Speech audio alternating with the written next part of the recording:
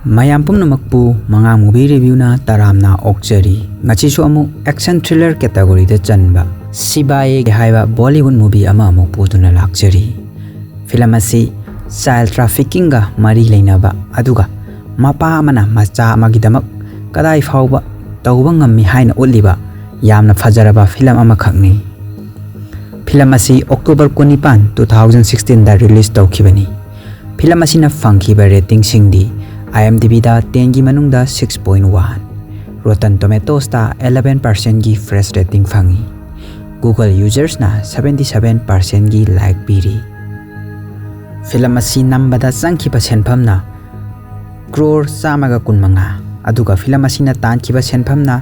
Crore samaga 99 ga lakh marbudara mathoini hairi. Film sigi director Ajay Devgn. Film asida maru eba saktam langliba singdi Shivaay gi saktam da film asigi director su oiriba Ajay Devgn. Olga gi saktam da police actress Erika Kaar. Shivaay gi machanupi Gaura gi saktam da British actress Abigail Eames. Anushka gi saktam da Sayyeshaa. Wahab gi saktam da Birdas. Surgeant Nikolai gi saktam da German macha Markus Ertelt. Film asi explain tawu matamda sokhiba langkhiba yarabasu ngakpiyo. Film asigi haurakpada Shivaay du yamna wana sor thabet honbadu ulai. Irap lapnadana mi kharasu siraga taduna leiri. Hojik Shivaay du masadu laimaida upsinduna tari. Adudagi magi mamedatu tapna usinkhre. Mamaidusu I ngakta ngaire. Hojik sin asi sahi mapangi mamangda hangatuna ulai. Nupa amagi khonjelna Shivaay haina kanna kauri. Shivaay du wanglaba untana kuplaba sing mathak aduda upsinduna leiri. Shivaay du amu hawalaktuna sing adudagi makhatamna songtharaktuna hai singna sing adugi mafam amada amu makutna yanduna leiri. Mahak asi sing kapagi lamsida yamna hai singlaba mini. Mana mafam amada yanduna leiringaida ngasai mabu kaurakhiba army gi mi sing aduna binocular na yengbada mahak adu ure. Hojik Shivaay du makhoi gi manakta yausilai. Army amana hairai nangna matam chana mathaktuda yauramdrabadi yengna bana aikhoi gi post ase loksillambasu yai. Aikhoi gi mai pakpa se tasengbadi nangi hai singba asinani. Aduna nangbu army gi awang pathaki mingthol piduna ikai khumnaba uningi. Shivaay namu aidi adugumba thoidokpa ikai khumnabadu pamde. Aidi micham ama oina leibadu adumak pame. Mafam sida laklibase mi makhal anini. Singka babu pamjabagi lakpa aduga Lord Shivaay bu pamjabagi lakpa kangbu ama. Aidi makhoi sing adubu lambi takpa sikhangni. Aigi darkar bu leirabadi adumak aidi mafam aduda leigani. Hojik army amana pot ama piraklaga hairai. Hojikti nangi mathau aikhoida makha tana tadre. Shivaay namu makha sida leiba mi sing ase matam pumbada a mathaki darkar adum tarakani. Asi haramlaga Shivaay du chatkre. Mathangi senda Shivaay du kanchagi manakta laktuna pot ama pirai. Kanchana hairai aina pama poti pide karam kandano nang naibu singkaba pobi thoise. Shivaay namu nang khitanga chawko nang angang yamna oiri. Kanchana mu aina chahi 9 hek surakpadagini nangna wafamado haiduna ta lakpase. Matamdudagi hojik phawda chahi 9 haugrabani. Nangna aibu adumak hojiksu angang oiri hairi. 9 ani tinsinarabadi kaya sure haro. Shivaay na kanchagi mamada onsinduna kanchadu chahi kaya surake hanglamme. Kanchagi mamana hairai mana tawriba sajalicha sidi chahi 9 khakta ngairiba angang dawna tawbane. Aduga magi chahi budi 10 surabane. Ngasi magi birthday ne. Wahai tu tabada Shivaay na hairai laklo adudi nangi birthday ge gift ama pirage. Asumna mathangi senda makhoidu chingkana balai gari amada kancha Shivaay Olga amadi rendo niurdu tongli. Rendo niurdu yamna kiganba nupani mana kancha da hairai nang hana sumaina chingka basi yaugrabra. Maduda kancha na khomdabi mana thokpa ama ingit tawrai. Rendo nurna mu hairai aina sumtabada mamangda Japanese tourist mari unning khairakpata siki haina tai. Madugi mafamdo kadaidano. Kanchana hairai aikhoina hojik chaliba lambi se asimaktadani yaudo bakita ngaire wahai du tabada randoniur du pakhatpana loire kanchana kaidorage kirabra hairakpada kidaba saduna kaishu taude hairai kanchana makhatara yengo sigi singsingse matam amada hekta un mayam se loi ninkhairakpa yai wahai du tabada hena kigre kanchaga sibayaga du gari mamangda phamliba nupi adugi matangda wa khara hainari nupi asigi mamingna Olga na nakhoi ani na ngangnaribado kaino hairai madura Shivaayna kaishu natteda sum phajayena hainabani madu Olga na kaino phajaribo hairakpada Shivaayna weather se phajai sum hainabani haina amuk khumai kanchana hairai madam weather se adugi matik nungaidro mafam sidadi asengba nungsi chu sitli pollution zu amata leitre kanchana Shivaayda nupi sigi mamise yamna phajadrane hairai maduda Shivaayna amu magi mit ani se laire mi fawba asumna fajaram gadra khangde kanchana mo un mahi chiemedagi hendoktana thamoi fawba mahi tamna chelakle moina hindi da ngangnari badu Olga khanglaroi haiduna nganglubani adubu Olga su hindi khanglambadagi moina hainari do loina khanglami Olga na hairi aigi nungpan khangdana mapan thong khak uraga yamna thagat pinu kana khangba aisu nungda fattaba athiba saktam ama leirambasu Olga na adumna hindi da khumlakpaduda Shivaay du gari khangkham khame Olga na mu hairi sumaina kanamtana amuk fawba aingonda thagalaktri asumna makhoi mafam adu yaure Olga na Shivaay da hairi ai diu da tamlakpani sahi manga phare aina India da leirakpa Shivaay na mu adudi paisa yam pairene nang nasagi paisa nara natraga babadagi paisara Olga na mu scholarship phangbane aduga ai sale su paide adubu sale paibadi pame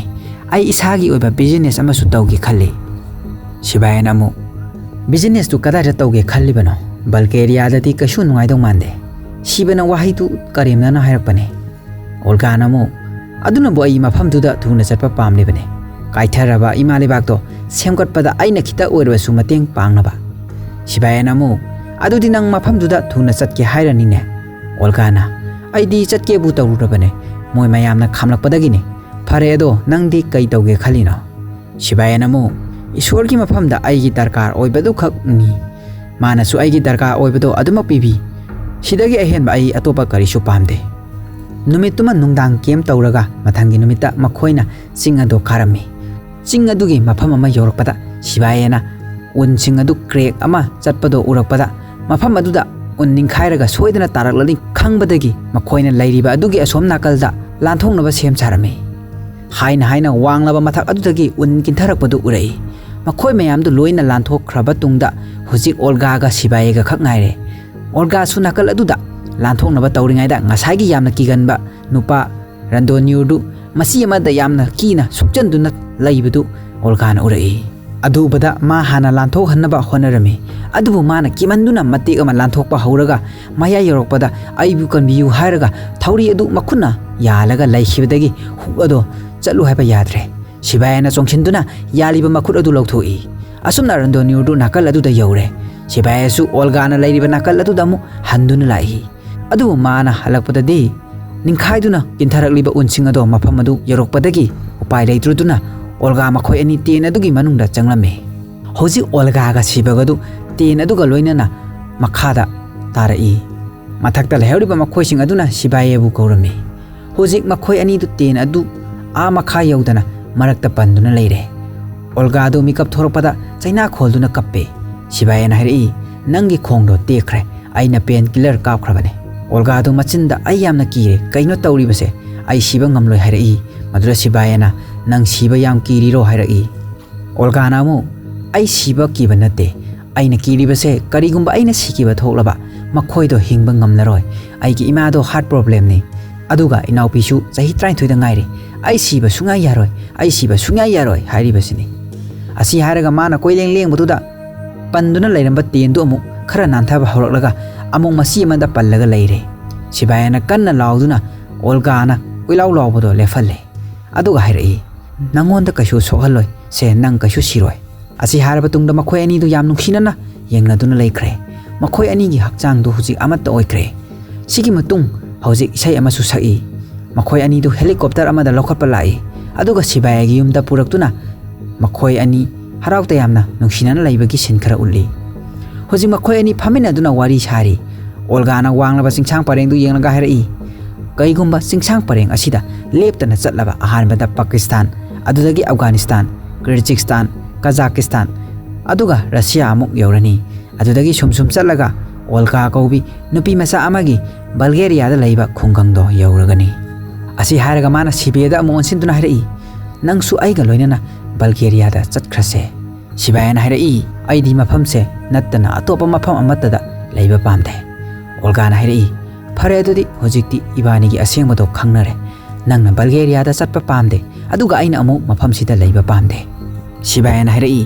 ibani na numit kharani loina base aigi ifamdadi nang ai matam sangna nungsinana loina raklaba amagum phawe wahai tu tabada Olga du nophet tawe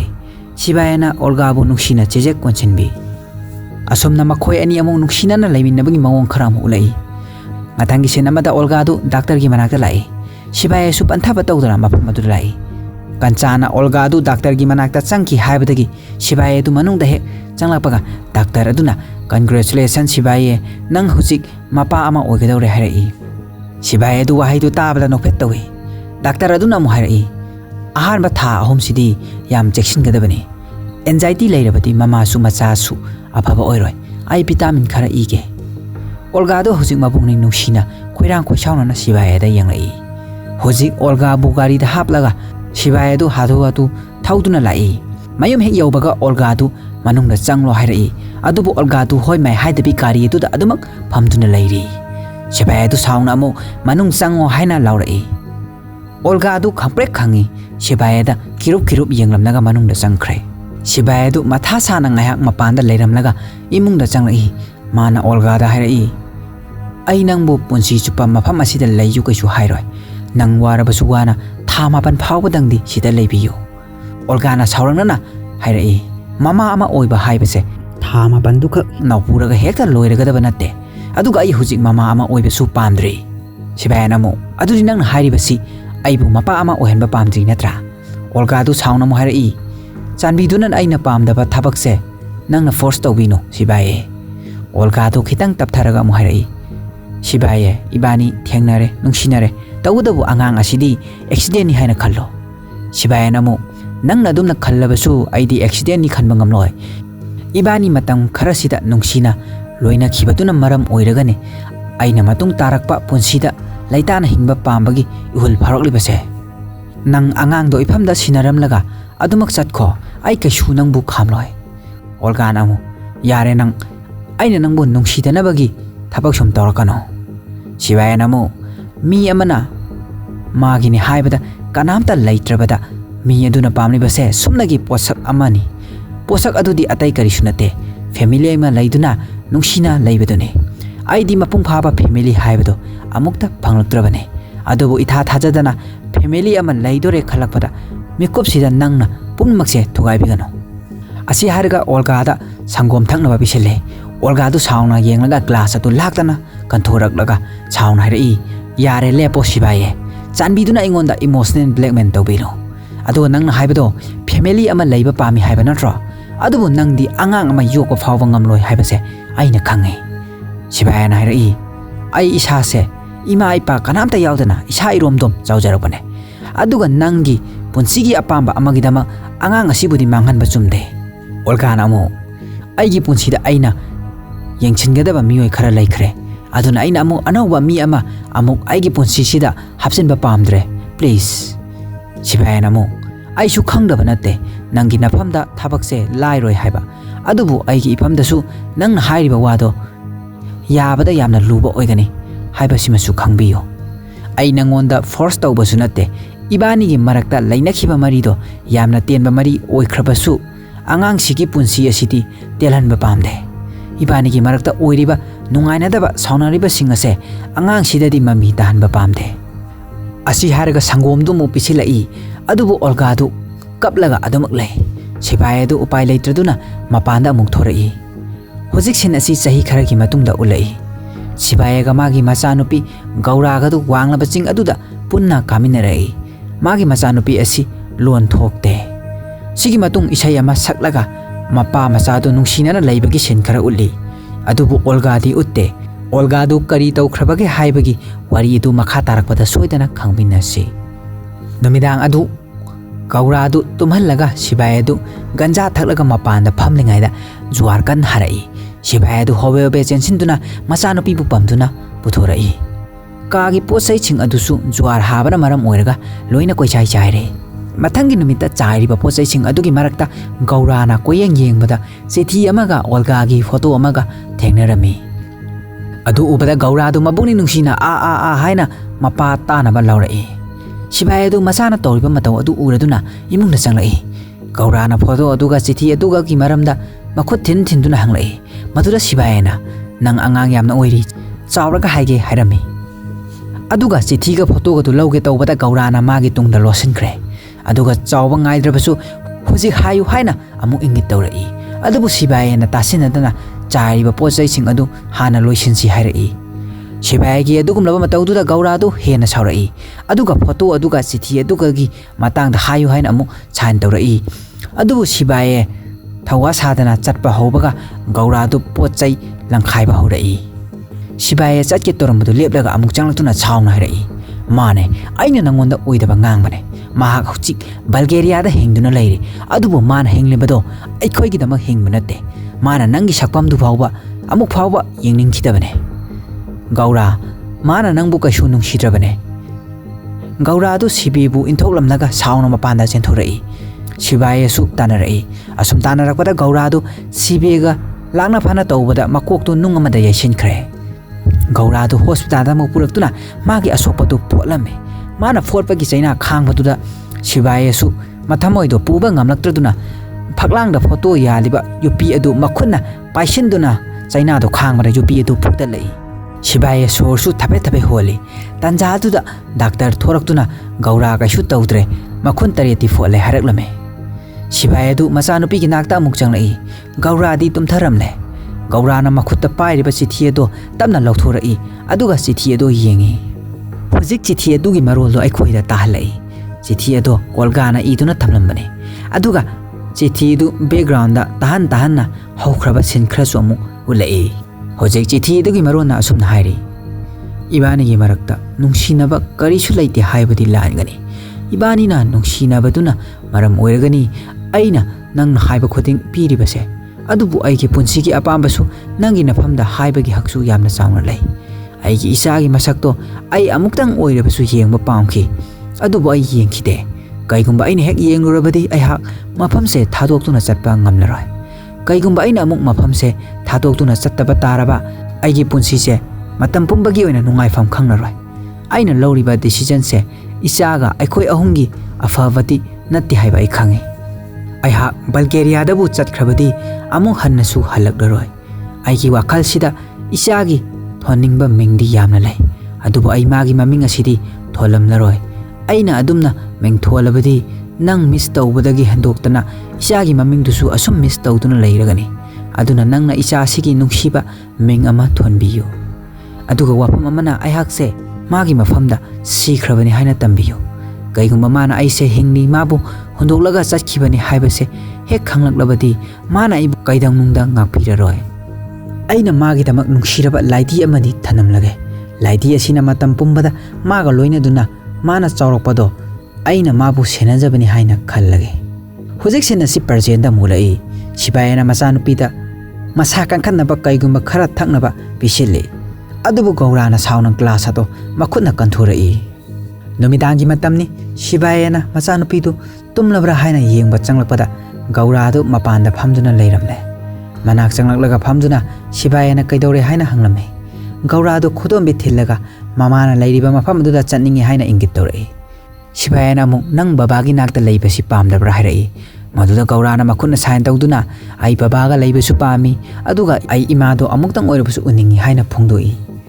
Mathangi numini Gaura na lai yelingaida Shivaay na envelope ama puraktuna Gaura da pirame. Shivaay thokibaga envelope ado hangduna yenglubadadi Bulgaria chatnaba flight ticket oiramle. Gaura du haraubana mapagi nakta chensille. Shivaay na hairai nang ada chatlaga imagi nakta leihoroi babagi nakta amuk punna halakkani haina nangi maruptuda wasau. Shida nangi marup hairibasi Gaura gi mamana sinaramba magi laidi aduni. Gaura tu laidi adu pairaga wasai asumna mapa macha tu Bulgaria ta lai mapa macha du hotel ama changlai makhoina hotel adu changlakpada nupa ani khakna nupa macha ama putuna thorai tawriba mawong du angang adu pharaga purakpa sumale Shivaay adu maning handuna sum yengbada nupa macha du hotel gi ka amada thajin gibadu Shivaay na urame Shivaay adu Gaura bu ka da pusillaga tumtha handuna hoji nupa macha thamnamba ka adura laktuna thong adu thilli thong adu hangdoraktuna nupa aduna Shivaay da kai pami hairai madura Shivaay na nupa macha do pami hairaklami wahai du tabda nupa aduna yamna thuna thokro hairaga thong adu lonsin ge tawbaga Shivaay na thong adu ngalaga manungda yengbada angang adu kithikirum tawtuna leibadu ure Shivaay na thong adu kanna nangsilakpada nupa adu yasinduna gyan malaga takre Shivaay na police ta paw piduna angang adu sinarame police amana Shivaay gi manak changduna hairai ai Surgeant Nikolai ne ado mohaningai leitana thagachari Nikolai do hek chatchibaga police amana angang du puthurai angang adu ki makhutta tariba dakhumadu Shivaay na munne yengi mathangi sinda Shivaay ga Gaura ga do bus tongduna mama gi lepham du tamna lai bus manung adu da Shivaay na hairai horen ima uraga nang kai kai haiduno hanglai maduda Gaura na mana pairiba si adu ulaga yanghalli chi adu da hwai si mama lap mama Gaura haina thabdu urai hujing makhoi ani som lakpana mafam ama yorai yum amada changduna Olga bu hanglami adubu nupi aduna Olga di sida leitre chatkhre hairaklame wahai du tabada mama unaragani haibagi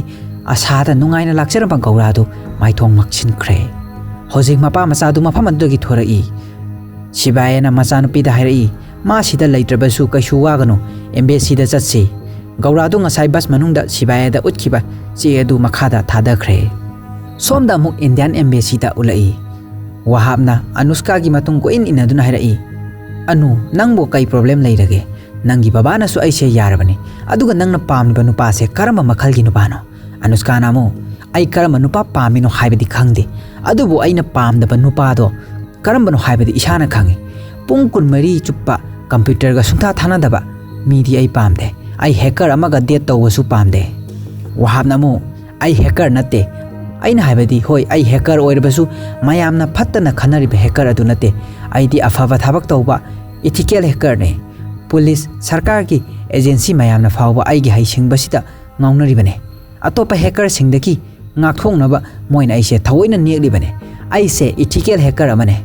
ai di moina haibato tawraga afaba mawongda paisa tanbane aise hacking community da respect phajana tawnaribane Anushka namu oiningba ma oisanu ne hacking haibase huran bane nangna prithvi gi afawba hacker ama oirabasu ai gi thamoi budi nangna hack tawba kaidangnu da ngamloi asi haraga Anushka na Daniel haina kokre aduga amuk chatpa hawe Wahab su inaba lepte security ani changaltuna Wahab putuna thorai Wahab na dinner natraga movie yengusira ani sigi manungda apambado SMS ta hairau haina kanna lawraklame hujik amuk embassy manungda ulai Shivaay ga Gaura ga du Sharma ga unarame Sharma na hairai sibo nangi hek pokjaba na chanu piro maduda Shivaay na mani hairai Sharma na nangi pokjaba machara haina hangni budu atai kari sunate Gaura si yengbada India macha mande magi saksi Bulgaria macha haipen mali aduna Shivaay da magi machara hangli bane Sharma na makha mu tarai yam interesting oi adu magi mama si wahai du haiba loidringa da Shivaay na magi mama do Bulgaria ni magi maming na Olga Baranoski kawi mase mana piramba magi address ne adubu ma hojikti mafam sida leiramdre aduga sina magi photo ne tanjadura Gaura na makhun ingit tawbada Sharma na maksi wangang mangamdabra hairai adura Shivaay na hoi adubu ma wa haibadi loina khangbani hairaklame Sharma na mu ado mana hoji haigibadu kaino hanglai madura Shivaay na uncle aigi imadu phangkhidra hairibani haina tamlai madura Sharma du nolaga Gaura gi manak changlaga hairai aina nangi imado phangnaba thirabadi aingonda kai pigani maduda Gaura na chocolate ama puthokuna pirai Sharma na nolaga hairai magi masakse Bulgarian malasu magi thamoi sidi Indian ni haibase mayek seng takle thabak ama tawbada India da selthum pinabagi kala do ma phajana khangle Sharma na phone tawduna anu du magi kada thajilaklo haikre Sharma na amuk makha tarai aina khangningba ma leire masi personal budi oire ado nangi nupi sen divorce tawkribara kamai tawrino Shivaay na mu aduguma leite divorce haibasidi luhonglaba midana tawgadabane Sharma na nolaga mu o noigi si luhongnaga yawba ngang natedana nungsinabada mari thamkhibadagi yawba ngang ni ne nang kesti yamna ngaki he wahaidu tabada Shivaay adu angangsu leiribanina hapet nungaitaba phawrame tanjaju da Anushka tu changlai sarmana noklaga hairai yengo Anushka magi ming Shivaay mana Mount Kailash ki chingdol da phamlaga lai ninglingai da Bulgaria dagi lai ama laklaga magi punchida yelamnaga adu mangkhre adudagi mana lai do hojik phau thiba leptriba male sarmana sida Mount Kailash haina pallibasi hariba mafam asida Lord Shiva su lei aduga Shivaay gi mamingsi Lord Shiva gi mingdagi lauraga thonbatuda phagi tawraklibane sarmagi waduda Gaura tu sauna table adu makuna thele balragi sarmana hairai aina tawribase soiba yaukhrabra sorry ibema aina sum phagi tawbani ado minute amata ngaibiyo asi harga sarma du hawkalaga Anushka da wa khara sinakre aduga sarmana hairai karisu khaluno Anushka na nogi na teng soidena panglani Anushka na magi car adu pirai Anushka tu Gaura da sida lao haina kausilame adubu Gaura du hawate Anushka na Gaura gi manak phamtharaga hairai nangna ima fangba pamlabati aiga friend oiba taba asi haraga handshake tawge haduna khutting thoi Gaura tu Mapa da hape jengi aduga handshake tu tawrami hojik Shivaay amadi Gaura tu makhoi ani thoraklaga cafe amada lai cafe adugi manungda changdabi mapanda thariba phamam amada Gaura bu phamalamlaga Shivaay du food order tawnaba honari ngaida masak khangdaba miyoi kharana Gaura du pharaga gari da hakatke tawbaduda Gaura du kan laurai mana laubadu tabada Shivaay na laithorakpa matamdadi Gaura du gari adu da haptuna pukhre Shivaay su kan chenduna gari adu bu tanarame Gaura su gari manung adu da nanthongnaba kan honari sum tanarakpada Shivaay adu awang mafam amada kakhatlaga Gaura bu phaduna purakliba gari adu gi mathakta chongkhalai hoji gari adu sum thoraktuna break khangpha fabada mathakta nabliba Shivaay adu kanna paitholaga mamangda takhre gari adu Shivaay tamna takke haiduna thorakpada mana manang nakpada leiramba gari gi chaka adu ngaklamba wheel stopper tu loktholaga chaka mapa adu da thingjinbadagi gari aduna karisu tawhaudare gari do hujik amuk kanna thauduna chatkhre Shivaay su tanaba leplamde sum tanarakpada taxi ama lakpadu ubada gari dogi windshield adu da chongsillaga driver adu kautharaga gari du thauduna amuk tanarai sum tanarakpada gari adugi manak yorokpada Shivaay na haisingna tawduna chongsillaga Gaura phagiba gari gi maning adu da amuk yale gari gi maning do hangdoklaga Shivaay da nupa amana phuba haurai Shivaay adu kanna yale magi makhong adu su sorok tu da soro chinglebane Shivaay na gari gi makha thangba saruk adu da yaliba makhut adu da amuk kinna thilai adubu Shivaay adu China du khanglaga yanba laknari Gaura su kanna nanthongnaba honari masana tawriba mawongdu Shivaay su ui hojikki nepar Amana Shivaay gi makhut adu da kanna kauthare madugi khudongchaba lauraga Shivaay na nupa adu gi makhong adu pairaga chingbada nupa adu gari adu dagi paithoktuna tahore nupa amana muk Shivaay gi makhut adu da kauba horai handakti Shivaay adu nupa adu da yalaga karakpada gari manung adu yaure laibak thibadi hujiki nupa adu na mabu kolaga intharaktuna makhoi ani gari adu dagi pulap tahore nupa adu gi mamai da ubliba marks atu Shivaay na thinmada kaikhre nupa adu hawgalaga chengge tawbada truck ama lakpa mapa chana duna thomdatpada sirame Shivaay adu proper hawkatuna wangnaba overbridge adu dagi chongtharai adubu macha nupi yaukriba gari adu di lanthokuna thaukhre mana chongtharaktuna makha yorokpadadi police ki gari amada tasinkhre police mayam aduna Shivaay bu tamthina phubire hojik Shivaay adu Bulgaria gi interrogation cell amada pusinduna wahang pawhang tawri magi manakta Indian interpreter amasu yaure Bulgaria gi police man hairai nupi macha du magi macha ne haibagi aikhoida kari khudam utkani nupi macha du di masamsu blown oi mapa macha ne haibada mande interpreter aduna amuk Shivaay da onsinduna hairai aina moida lisinglag hanna haire adu moina thajau haiba yadre angang do nangi nachane haibase moina sukta thajadre angang do nangna mafam amadagi phaduna puraklaga angang lalon ba kangbuda selgi da nangna pithokani haina moina khankhre wahaidu tabada Shivaay adu magi makhut phajinduna thamliba table du yauna thangkalaktuna interrogation cell manung lairiba muyosing adu phuba hurai interpreter aduna adumna tawrabadi nahak court fawba thopaki khudongchaba phanglaroi adumna tawganu hairame adubu Shivaay adu taramde hojik yamnaba police changtuna Shivaay adu tap taba makai fudakhre interpreter aduna phuba lemnaba hairabasu taramde somda Gaura su ustinopka lairi nakalda su ibanobestu game sanaduna lairi ustinop na Gaura gi mamai do pairaga hairai nupi macha nangdi mamal yam wanglagani aise uncle ustinop ne asi haraga Gaura gi passport adu loktholaga yenglaga mamingdu lakak paraga mai menungda passport ado langsinkhre aduga hojik nangi mingsi liya kaurabani haina ustinom na harai asi harga mu Gaura na matam chuppada adum paiduna lairiba laidi adu pisillaga Lilia my princess haina isai nganglai Shivaay gi passport tu amung yenglaga sina nangi baba natra asi harga Shivaay gi mamingdu lakak paraga amu Shivaay gi passport tu sumainung dalang sinkhre ustinop tu karem ka thaina na noi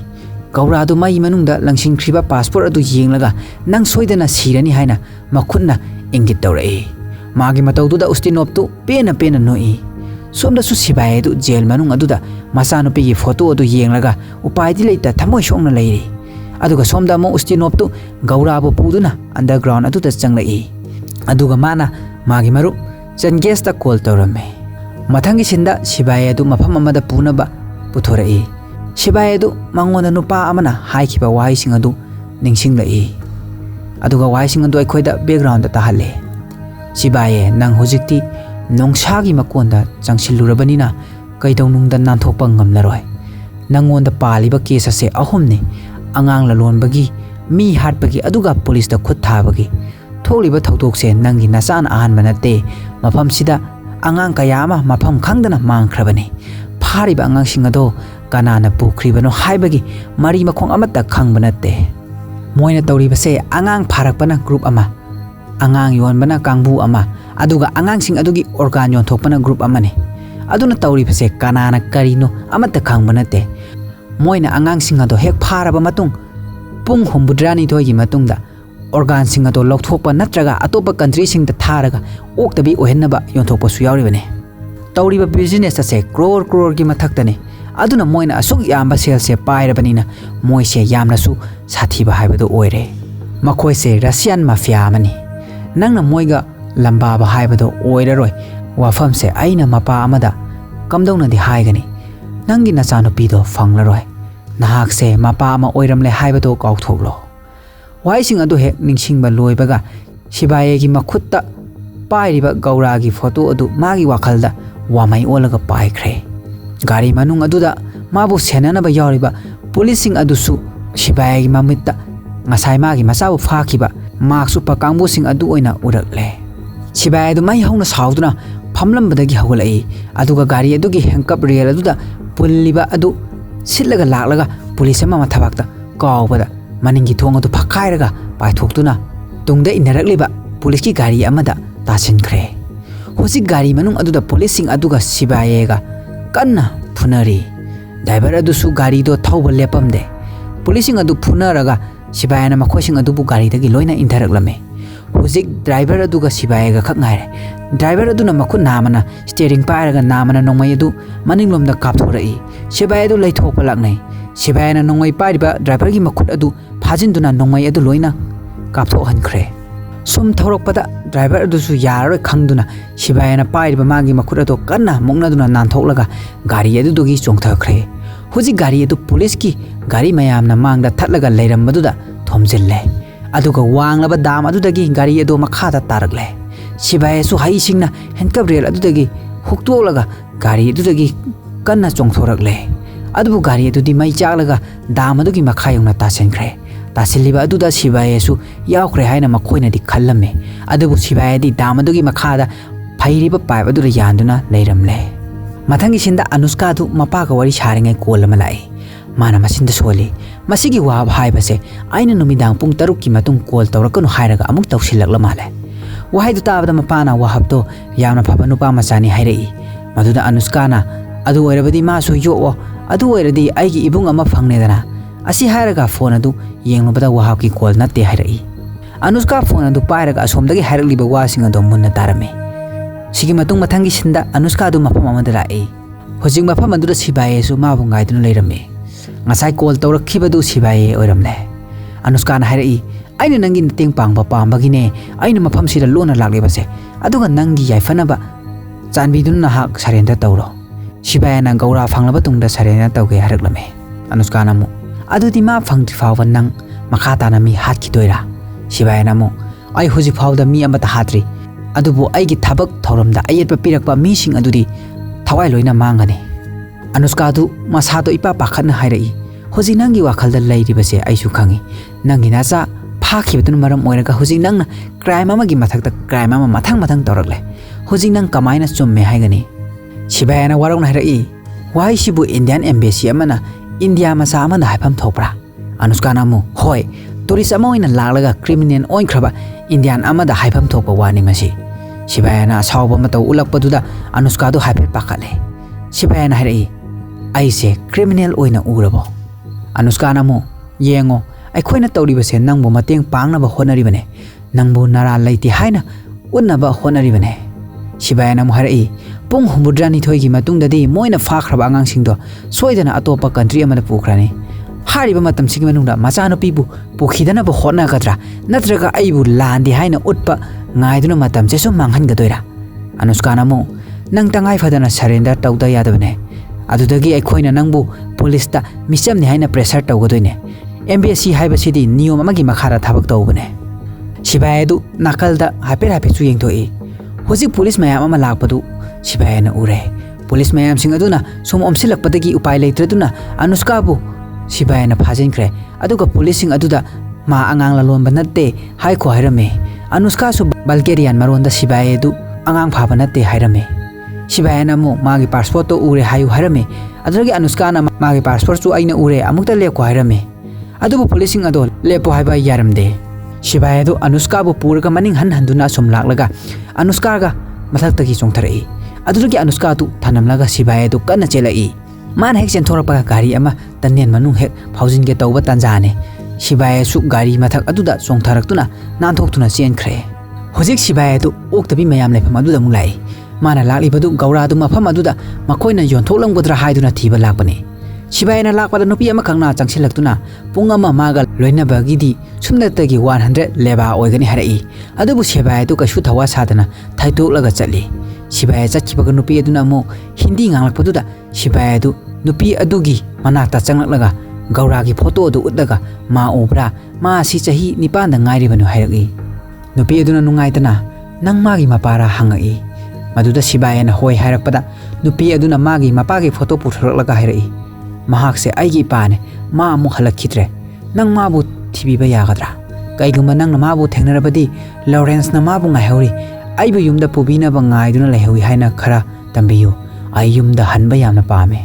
yumda hanba pame haiba wai mate asidi mana Hindi da hairakpane ataiduna English da hairakpane tanjadura okta binubi mayam du senariba nupani khak lakpatura Lawrence na chingnadana bani haiduna khara kalapna hairai ai nangidamang discount pike 3000 khak piyo wai asimang Bulgarian maronda mu hairai nupa ani dram onsilaga Lawrence na hairai ma paisa yaudre adugi aina discount pibane madudagi nupa amana Shivaay da onsilaga paisa yaudrebadi yaroi hairaga Shivaay da kanna ille adubu Shivaay du masi lengde nupa du upai leitana Lawrence bu putuna chatpa hogre Shivaay du masa nupi gi photo du amung yenglaga Lawrence na chatkhiba maikai du da yengi Lawrence da phuba chaibadu ubada Shivaay sauningbanna mai horamme hojing nupa amana mamai leithorakpada Shivaay leptuna leiramadu ure mafamadu leiramni ba nupa sing aduga Shivaay ga kanma mongda lamba tawnari makoina nongmai kapadasu Shivaay na haisingna tawduna leitholaga moi maselda oina palalame hojing nupa sing adu Shivaay na khara man hale aduga mong makhoi atai duga mong kanma mongda funarakli somda jo ustinopta Zanges na call tawduna wa khara sinarai madagi ustinomna Ivanovista police station da chalaga video recording ado kakthalusu hairaklame Zanges se hujik kanano haibado yengliba khoida uthokdri Ivanovisto thawa sadana game adum sanaduna leiri adudagi ustinomna sauna mu harai Asia maza amana aikhoibu mathak makha olhale nangaina haribase tadra yamthona challu asi hariga marks ado laktana langsilai marks asinga sai Gaura fakhiba kangboduna upa marks aduni hujik somda Shivaay ga phunakhibadu makha mu lei Shivaay do ngasai makhutta pharakhiba hengkhab ado aduma yaure maduna khulai oiduna mana mi phunabada senabane somda muk Ivanovis tu bike ama kanna thauduna lai hojik Shivaay na yamlaba miyoi adu futuna manungda changlaktuna magi machanupi yaubra haina koyeng yengi adubu machanupi du phangdre Ivanovis na mafam adu yorokpadadi Shivaay du leiramdre siduna taraga leiriba mayam du Ivanovis na ure tamthina soktuna leiriba nupa amadron silaga tormiba mayam se kanana no hanglai aduda oktabi nupi amana churup chamkhatlaga hairai sumnadagi nupa amakhak laklaga torammane Ibanobis tu thawai sa sadana amuk game sanaduna laikre somda amuk Anushka du bakhatna kappaga leibeduda mapana hairai aigi wakaldati thokliba thawdoksida noigi embassy na mateng tawba chungani Anushka na sauna hairai karino papana hairibadu mana ngasi engonda tawramniba ulamniba thabaksing adudabo babana hojik phawa magi mateng pangba pamniba karikino mahakse yamna tamthiba mihatpane mapana amu adubu mapa amadi oiridana asi harga newspaper adu pusilaktuna Anushka da yenghalaga hairai yengose mana angang nupa macha ase video file dagi kanchibane asida uli bangang nupa macha asini ngasai hotel dagi Shivaay na police kangbu da sinakhiba angang adu tanja adu phone gi vibration lakpatu Anushka du khangpre khangi Anushka gi mapana hairai sugumba thaudokse miyoi 90% muki mafamda thengnaramlo yengo madi mathongna kya leirino mahakse mayam dagi tongan taba mine ibema mana tawribado macha gi maijang na tawribane ai gore su adum tawriba mong sidadi apapata khalakloi icha kannaba honabada ai lambida ai erapan piraklabadi adum harpa tabane kaiguma moina nangbu phage haina khalamba taraba tanjadura thong du kanna thilai aduga phone gi vibration do amulai Anushka tu kibna thaktang ni lakliba number tu su save laitaba number ne Anushka gi mapana kanano yenguge haiduna wheelchair du inge tawbada Anushka na khamlaga yani ai yenguge hairaga kirup tawna hogotuna thong adu hangnaba tamna changsilai tanjadura thong adu nam khairaga Shivaay tu changlai aduga phone gi screen adu utlaga hoji phone vibration lakpatu mana tawbani haina taklamme Shivaay gi tungda Lawrence inaraklibane Shivaay na harai mapa mana macha uningbagi maina chaktuna macha bu thibada nangna mateng pangningde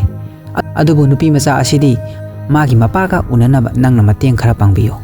asi haraga Shivaay du chatki haina thokpaga amu hanjilaktuna saungna harai aduga aigi Gaura di aina fangnaba thigani kanamtagi mateng darka tade Anushka du kibna hikik launa kappe magi mapana Lawrence tu manungda changhala u harai adubu Anushka de hikik kaplaga tarangamada tawtuna laikre mapana mu Anushka kaurai adubu ma karisu haide Anushka gi mapado wheelchair tugi hawalaga yangwana lepaga khong hek thangge tawbada Anushka du wakhal tarakuna mapana tawliba phibamdo uraduna kanna chenchilagi mapana hairai asuk yamba mangkhriba angangsing asi kanagumba mana moigi damak chongthok piraktrabadi makhoi adu kamdawna mayumda lakpa yagani mathangi numitni embassy da leiba Sharmana paumi singi mamangda wangangni mana Shivaay bu maral laitaba mini hainaba wafam kaya thamne mana hairai nupa asina video file dagi angang amasu kankre aduga mana nupi kaya amasu oktabi ohenduna thamniba mafam adudagi kanbirakre sidabu kamdawna mahak human trafficker ni haigadoribano aikhoina mabu lana ubane hojik news channel amada news reader aduna hairi Sofia da leiba Shivaay kauba Indian tourist amana nupi mayam ama kanbikre mabu mijamni haiba proof taunaba India da leiba Ministry of External Affairs dagi mari leinaba che sangsu aikhoina phangbagi oithokpa leire adubu yarabadi makha tabada policing na Shivaay bu thibagi mahu tasengna angangsing phariba group asibu oina thibiyo pausing adu police amadi human trafficker kangbu du su loina tarame Anushka gi mapa su paw ado tabada yamna harawrame paw adu la makha tana Gaura na kamdawna mangkhiba haibadu su yaurai mama thiba lakpada laibak thibadagi phakibani haina yaurae TV da laliba paw do mi Olga su yenglami paw du tawda ma thawai yam nungairamde magi matawdu ubada Olga du Shivaay ga unabagi ayaba pirame somda mu Indian embassy da Bulgarian police aniga Sarmaga wari chaba loituna hawgalakbodo ulai Anushka du chatke tawbaga Sharmana khamlaga hairai moina hairamli bodo taraba natra atopa leibak amagi courtna hekta mibu phaba punba yaroi hairaga leibak amagi authority na ingadabani haibagi rules amata laite moina nangbu mafam sidagi soidana tanthorokpa ya aduna nang Shivaay ga amuk hana unagano Anushka namu sir police na chahi kayagi mamangda tawba ngamdana lakliba thabaktu mana pung kharagi manungda tawribasini Sharmana mu hoine adubu ma Superman Batman amati Spiderman gumbadi natedana nangse sumba super power ta yam ngawba comic yam pamba generation dagi lakpa mini haibase kawruredana Anushka du kaisu khumde Sharmana mu makha tarai yengoi bema punsi se page kontra panba comic to adugumba natte Anushka namu adubu magi mateng pangu haibase sarge isilmangna aingonda haikhiba natra Sharmana mu hoine aina haikhiba adudi mabu tourist ama oina mateng pangu haikibani hojikma criminal ama oiredana Sigichu mathakta manga tawribato mayangi fanabani criminal activity amatada chenadi haibagi proof laitibani nang madudi khangba natra Anushka na hoi khangi hairakpaga Sharmana makha amu tarai aduna mayamdo proof laitri fawba ma embassy na officially mateng pangba yabagi oithokpa laite Anushka na mo adudi magidama aina iranai ona mateng pangmadi yabra sar mantra Sharmana hoi yai adubu maduna maram oirega yamna chawba akaiba satiba foldi phangane Anushka tu chatpa hobaga thongjin mapan hen yobaga Sharmana khamtuna kai marangi nangna case asida adugi matik thawa yaino hairai maduda Anushka na hairai comic nataba asengba live ta superhero thibase yamna wai adugi ni sar asi haramlaga Anushka tu thokre mana thorakpada Olga du phamduna leibdu ure mathangi sinda lambi da chattuna leiba nupa ama gari amada phajinkre aduga ngahak leibaga nupa du amu gari tugi inthoraktuna gari ado thaukhre tawriba mawngdu ibano besu yengdun leiri aduga mumhangna phone du ye sange sarga thamkhre somda su Shivaay du mafam amada lai mana lakpada Olga amadi Anushka du punna leiramle Shivaay na kaigidama Olga du mafam sida laklino hairi Olga na mu aigi icha kidamak lakli bani hairi maduda Shivaay na asukkuiba sahi mapangi manung sida hairakpada Olga na wa mapung phadinga ya tap okloga hairi asukkuiba matamse ai kaisu khalludrabani loina kaukthokpa tamnurabani adubu TV da yarakpa paw adu ubada aihakse mama amani ko haibado ningsinglakibani Shivaay du warungna sauna hairi mama amana mahak masasi mama amani haina ningsinglakpase masa adu phakhraba kandada ningsinglakpra asi haraka Olga gi manak changtuna Gaura gi photo du ulaga hairi nangma ubra masi aigi isanupine mana mafam sida lakribase magi mama bu unaraga hojik phawba mabu mamana nungsiribra haina yengba lakibane nangma bu ui ute Olga du kaisu khumde Shivaay du khara khawsana namu hairi yengo mase chahini pan surabane sakpam sidi mama manbane nangma ubra hayu Olga du mangak hairi aduga tapna hairi adu ai hojikti mabu uba pamle Shivaay na mu hairi ahan bada aina mabu nangi nafamdagi kanchiba aduga hojikna amu nangi maramgidama mabu aina kanba tabane achi harga Shivaay du kanna lauraga nang magi maming khangbra nang mabu ubra ha handakti Olga du sauna hairi ai mabu ute maming phawba khangde khangbasu pamnude aina khangba haibabu aina hundolamba icha nupi ama lehawi haibasini nangna mabu fajana yengsinbigani haina aina khallubani adubu yamna lalamle mabu fangnaba thiraga aigi ifamda sinau aigi icha nupi do pame ai mabu tekta kaidana uba pame asi haraga Olga do hege kaptharai aduga Shivaay da ngathaduna hanjin mabu tekta kaidana uba pame hairai hojik Wahabna computer aduda kaiguma thapa khara tawna hairai aina sida tawribase police na khangba natte kaiguma khangnaba moina aibu soi loisinkrani sigi bridge natra nang haibado maduda Shivaay na hoi harai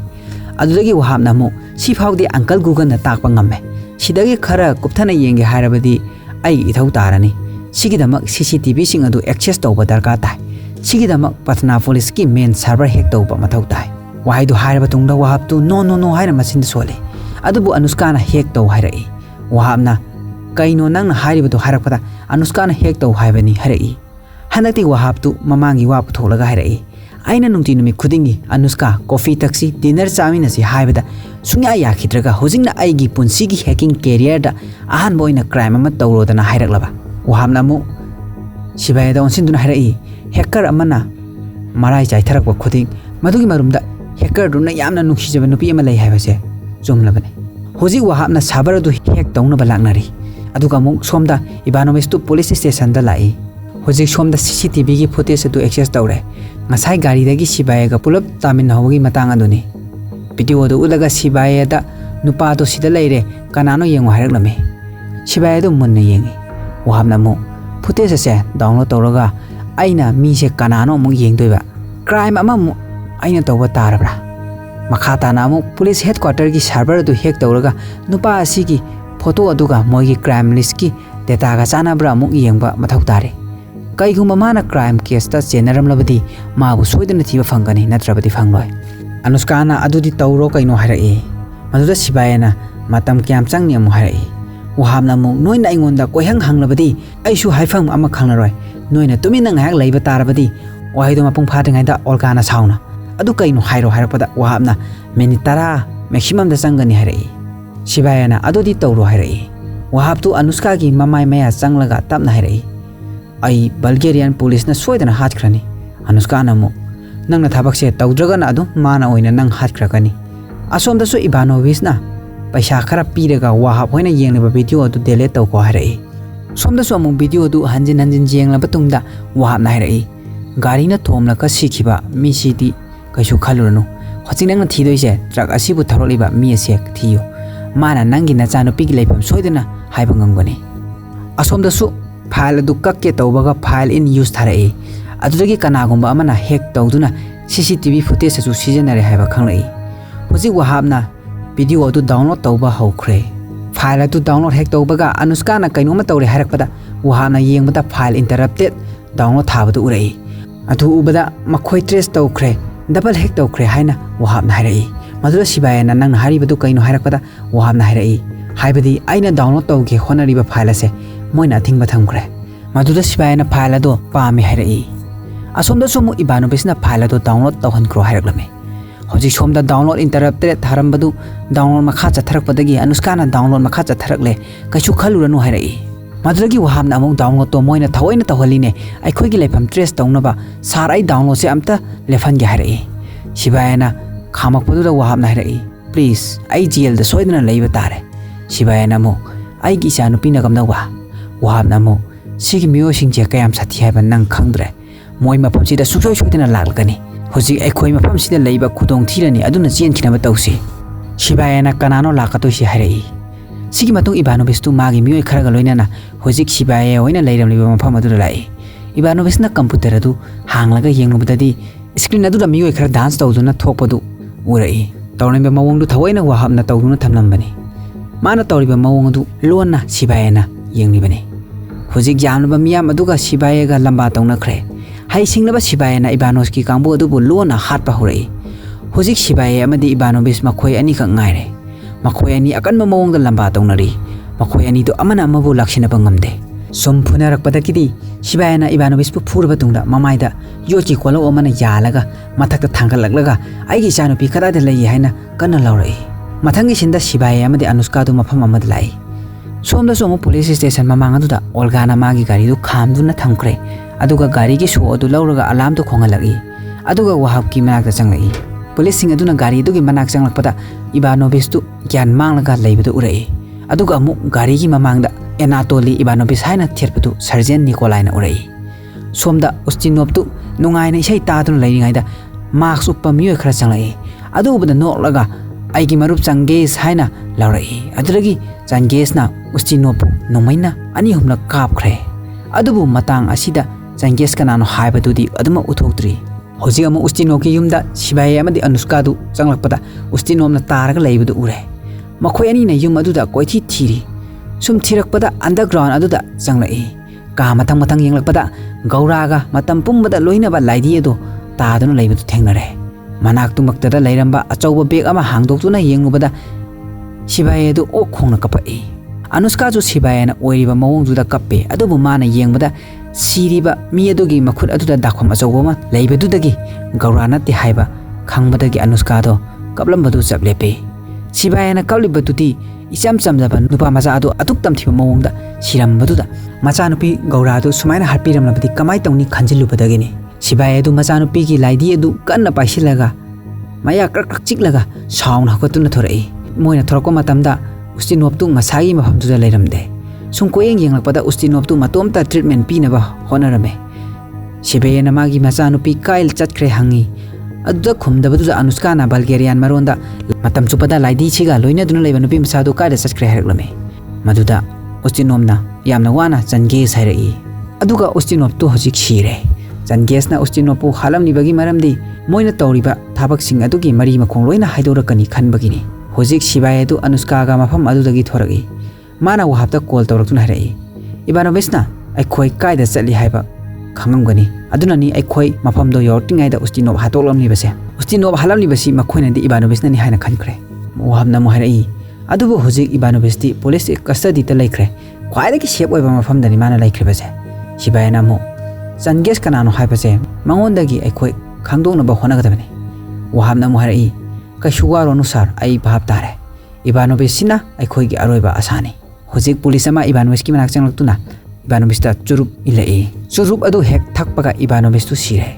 Ivanovich haliba misaga tu kanano haibadi utte ma hatrabadi pulis na wang pahong tawbada aseng baloina haidoraklani khanbadagi halibane somda amu Wahab amadi Olga na leiriba mafamduda Shivaay amadi Anushka du changlai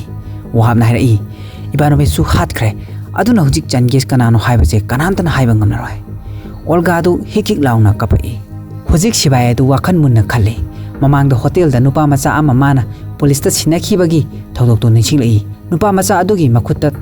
daksu takhibadu ningsinglai hairiba nupa macha asini ngasai Gaura thiba lakpada beg manung aduda thengnabado aduna police ta sinakhiba angang ama sina phanglabanina hojik police singi marakta soidana human trafficker singdo yaure habasi Shivaay gi wakhanda lai Shivaay na harai changes hariba misak ase police ki mioi ama soidana oirangone sigi matung hojik Shivaay du police station da lai police sing adusu Ivanovich sikhibagi matangda wa tanarame tanjadura Shivaay changlutuna change saina lawrakpaduda police sing ado loina mai onthorai maduda police amadi mai onthoraktana lairi mana tamna mai onthorakpadadi nupa ado Surgeant Nikolai oramle mahaksi mamangda su hotel da angang sinaban numit aduda yawrakhibane Ivanovich halibatu su mana oigedoribane aduga changes hariba asichu mahak masamak soidena oigani haibasu Shivaay na khangle asomda Wahabta Surgeant Nikolai haina pau pikre maduragi Wahabna Nikolai gi details su yenglanga magi number trace tawba hokre hojik police sing aduga Shivaay ga kanna funare adubu Nikolai di maduda yawdabida chatkre Shivaay adu police mayam duga lamba tongna batu sum leitharabadi phararoi khanduna mana mapanda thoraklaga thong adu ngaksilaga nongmai gi magazine na makhada enchilaga thong adu lok toksinduna chenthorei police sing aduna thong adu hangna balaknari ngaida mana mapan jorokpada Anushka adu gari thaujilapaka mapa saduna gari adu da chongsilaga tongkre Anushka na gari adu kana thauba horai laibak thibati gari adu amu gari mara thomjille police ki gari sing adu su yokhilai tanjadra police ki gari mamang adu da Olga na magi gari do thaujilaktuna police ki gari du ga thengjinaduna police ki gari sing adu ngaiak panthalame adu ki tanja lauduna anakpata khamduna laiba gari ma mapu tudagi munduna makhoi ani kanna thauduna lai Wahabna Nikolai gi number du trace tawtuna maga kana wari chage haibadu su khanglamme Nikolai na wari chariba gari driver du gi number du su amuk trace tawduna location sing ado Wahabna Shivaay da update tawraklame police ki gari sing adu su tanarakpa lepte Wahabna gari du border yaugadaba kilometer 13 ta ngaire hairakle madu Anushka na moina lairisina kayam wali harakpada makhoina thauliba adudi border dagi kilometer 92 chathokle harai hojik Shivaay na achumba lambida tanarabadi oirero haiduna asamba lambida thauba horai Wahabna asomdagi lambi su taklai hojik moina tanariba gari adu border yaugadaba kilometer 9 na ngaire khara thuna thauro haina Wahabna Shivaay da harai Shivaay adu hanba koba leitana tanarapane adu upai leiramde hojik gari adu machi amada khamlaga moina tanaraliba gari aduna border yaubadu wanglaba mathak adudagi yengduna leire hojik border adu lanthokpaga changkesta driver na call tawduna pau pirame hojik aroiba upai oina gari adu khara thawraklaga gari adu da yawriba thauri adu gari adu da punchelaklaga thauri adu pairaga wanglaba mathak adudagi chongtharai mana chongtharakpadu gari adu ki driver adu ga nupa atopa amagana ubadagi nongmai putharaklo hairai nongmai ado lokthokpa langnari ngaita driver adu Shivaay na chingthokre hojik nupa amadu kimanduna nongmai ado driver adu chingthokhiba nakal adu da maru roiba phawba kapthorai nupa aduna adomda mai laithor ingaida Shivaay na gari dagi nupa adu su chingthoklaga hatokre Shivaay na gari gi maning adu hangdoluba matamdadi yamlaba angang mayam ama chenthorei sum chenthorapata Gaura su yorame Gaura adu ngahan makai moina sum phajinduna thamlubaduna wakhalamata laire magi mapadu masak khangdabadawna tawre Shivaay na hanjan Gaura haina kauraga mana khangnaba isai chunganglai aduga laidi ado pisindagi Gaura adu hoji wakhallai mapada jeje konsilai tanjadu da helicopter ma laktuna nongmai kapsilai helicopter thoraliba adu atai kana sunate Nikolai ni mapa macha adu kanna chelakpadagi tunnel macha ama yoroppadagi sor khara hondoi adubu tunnel adugi nakal amada thorakpada nupa khara nongmai pairaga thatuna leiramle somda handuna muk chelakpada helicopter na thatuna muk leiramle pai leitana amuk chensilai aduga amamba mayai aduda leire makhoida nongmai kablakpasu leplamde Shivaay su haisingna tawduna leithoktana laklaga miyoising aduda attack tawsilaklamme miyoising aduga kanma mongda lamba tawna khre Shivaay na makhoising adu hatpa loiraga leitholaga machanupi da yenglakpa tanja aduda Nikolai na Shivaay da attack tawsilai Shivaay adu Nikolai na hanjin machin tumba potuna matungda thille Gaura di tawriba mawong aduda tarang amada laikhre hojik Shivaay adu uplaga laikhre Nikolai na Shivaay bu nesinduna thambadu hauganaba kanna langnari tanja adura nupa amasu changlutuna Nikolai gi mateng pangsilai Shivaay du upai leitraduna Gaura du chengkhro haina kanna laurai hoji Gaura du kanna chengkhre nupa amadu Gaura bu tanagi haiduna hek haugallaga leplaktuna makhong thangba horkpada Shivaay na magi makhong du pairaga chingbadagi a makhada takhre hojik Shivaay na chensilaktuna Nikolai da konsilakpadagi makhoi animak makhada phuna tarai tarak tarakna makhoi ani phuna basu lepamde hoji mafam amada amuk pulap tasilai adubu laibak thibadi Shivaay di mapa chahudra aduna nokpak atuki aroiba saruk aduda yamna wana makhut aduna yanduna naplaga laikre mana kakhanaba kanna langnaringai da Nikolai changlatuna makhong kawrakpada Shivaay na haina singna tawduna Nikolai du khongdu khurok thangduna tuhalame Shivaay du Nikolai gi makhongdu paira ga karai hoji makhoi ani du amuk yamna kanna fight tongna khre makhoi ani taptana su wanarabani sokposu yamna songnare Shivaay na wangna songkhatuna machin tumba ice ama thudek laga Nikolai gi mathabakta thinmidagi Nikolai du sire Shivaay du machanupi bu kanna kaurai aduga mo ngasai gi tanil adura lai machanupi gi laidi du yenglam laga Shivaay du upsinduna takhre sinna sini ngasai film hek horokpada utkribado mathangi sinda Shivaay du treatment loiraba tungda hospital gi bed ta hipadu ulai manakta Anushka su leptuna leiri Shivaay na Gaura haina machinda tapna soli mathangi sinda Anushka amadi Shivaay du Gaura gi nakta lai Gaura na leiribadu Olga gi nupa gi yumdane mapa ubada Gaura du harauna chensilakna koli Shivaay na machanupi bu nungsina pongkhale mapa machagi mataudu ubada Olga su haraubagi pirang sintharai Anushka su mapa machagi nungsiba mataudu ubada mapira sele Gaura na mapada karigi kapinu haina ingit tawrai maduda Shivaay na mapi taitholaga kapte hairai Shivaay ga loina na Gaura du yum manungda amuk changlai Olga su makhoi gi tung inarai lairiba sanapol mayam du ubada Gaura du magi laidi du kawkhre machanupi gi adugumlaba yamlaba sanapol laiba ngamjadabadura Shivaay du mabungninda nungsiba phaujarami Gaura du sanaba waraduna sormapi holaga phamnaga laikre tanjadura hui khongbagi khonjel ama taudura Gaura du mapanda chenthokre Shivaay su matung inarai hoje hui khonlakiba nupa du atai kana su oiramdre Olga gi nupa du oiramle mahangna hui macha ama pirakpaduda Gaura du aduki matik harauramme Anushka ga Olga ga su tungthamangda mapanduda thorai tawriba mataudu makhoi ani su ure Shivaay na Gaura bu kauraga khong hape thanglaga chanaba tawsi harakpada wahe du mapung phadringai da Anushka na khudang pairaga khamai Shivaay Anushka da yengi aduga Olga da mu yengi Olga du angang thambiramu haibagum makhut ani du lonarai Shivaay du hoi mai haidabi nakalamada chathoraktuna machanupi na sanaribadu mabungni nungsina yengi mathangi sinda Shivaay du India chatnaba airport ta lakle checking gi leplingai da maphamduda Gaura du yoksilai Shivaay na mamai laithorakpada Gaura leptuna leirambadu ngai Gaura du mapada khutna sese tharaga kaigi aibu hondaklamino haina kaplaga ingit tawrai mana warauna mapada hanjin khutna tharaga ticket adusu loina shagai khre Gaura pendana mapadu hanjin khutna adumak thari Shivaay wa masir amata ngangde Gaura su mapada phuba lepte